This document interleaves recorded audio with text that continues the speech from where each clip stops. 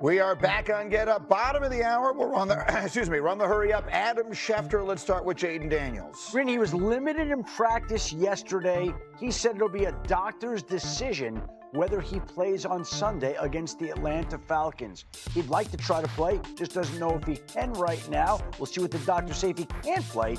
Marcus Mariota steps in, and Marcus Mariota was impressive Sunday against his former Raiders team. We'll see if Mariota can keep it up if he gets that chance again. Meanwhile, in San Francisco, the 49ers had Brock Purdy back at practice in a limited fashion.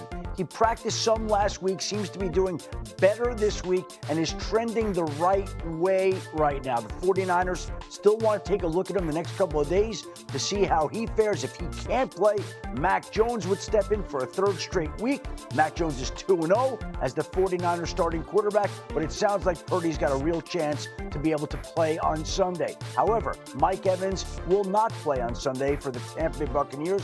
Suffered a hamstring injury on this play. You can see he came up hobbled. He missed 3 games with a hamstring injury last year. Similar timeline this year. The Buccaneers don't think they have to put him on injured reserve. And the good part here is that they do expect to get Chris Godwin back this week. He was a full participant in practice this week, so Godwin is tracking to be able to play Sunday against the Philadelphia Eagles. You mentioned earlier this morning, Dan, that historically Jalen Hurts has struggled against the Buccaneers. So let's dive into them a little bit. I feel ridiculous bringing up the notion that the Eagles need to change anything they're doing. They've won 19 out of their last 20 games. One of them was the Super Bowl. They've won 17 consecutive games that Jalen Hurts has finished. So clearly, they're not in any trouble. However, I think a lot of people watched the second half of that game against the Rams and said, oh, wait a minute, they can do that? You know, we've forgotten A.J. Brown might be as good as any receiver in the league. Do you believe, Drew Brees goes on First Take and says that their offense is boring to watch. Do you believe the Eagles need to open it up a little bit more than they have? No, I mean, I thought even last week in the second half comeback, all they did was put A.J. by himself and be like, hey, go run a 12-yard stop route, and he did. So I thought they were a little bit less predictable in their pass game. That's been my issue. I don't think that they need to do more. The beauty of the Eagles' offense is, like, stop it. Go ahead and stop it and try to when it matters the most. No one's really been able to do that. I think the interesting part of it is, like, can they get Saquon going? Like, that's the quiet thing that hasn't really been said out loud this year, the 3-0 and whatnot. Saquon hasn't gotten going. He's on, like, in comparison to last year, I mean, he's nowhere close to what he was doing last year. I mean, just look at the top numbers, 63-58. That's carries, right? Last year to this year. Last year, he was over 5.5 per carry. This year, he's under 3.5. And so, like, that's the interesting thing, part of their offense. I've talked about there's been more out of A.J. Brown, and I think that is the key this week. Like, if they don't run the ball well in early downs against Tampa, Tampa's going to fire zone blitz your face off, and that's advantage Tampa's defense. You said nobody's been saying it out loud. I've been screaming it every day when I'm in the shop at the bus because Saquon's on my fantasy team. I need him to get going as well.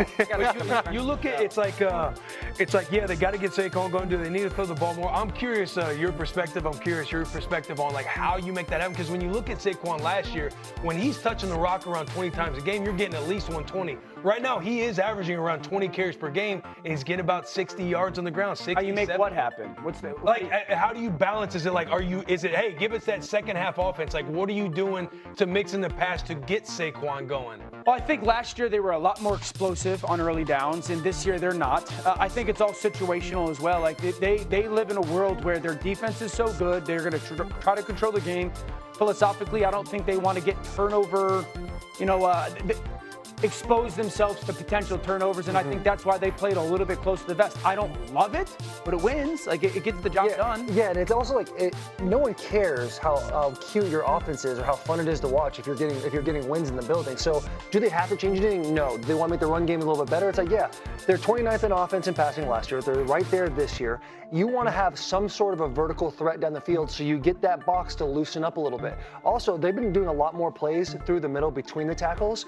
if you look at last year and some of the perimeter, like tackle pulls in the perimeter, that's where Saquon can really get ahead of steam. And you have two very athletic tackles in Jordan Mailata and Lane Johnson that can make those blocks out there. I get a little creative with that, and then allow A.J. Brown, who's probably the most talented wide receiver in the entire league, to run more than just your 3-yard. Yeah, I think, Becton, Becton not there at right guard matters. Becton just moved people. Obviously, Lane Johnson hurt last week, so, there's a reality where the offensive line hasn't been fully healthy. Yeah, just win, right? Well, and just win. They've won 19 of 20 games. 19 of the last 20. So we can pick them apart all we want. The fact of the matter is all they do is keep winning, including the Super Bowl, including going to the playoffs 7 of the last 8 years, 19 of 20 games. And we're finding things wrong. And that's why now I will say this.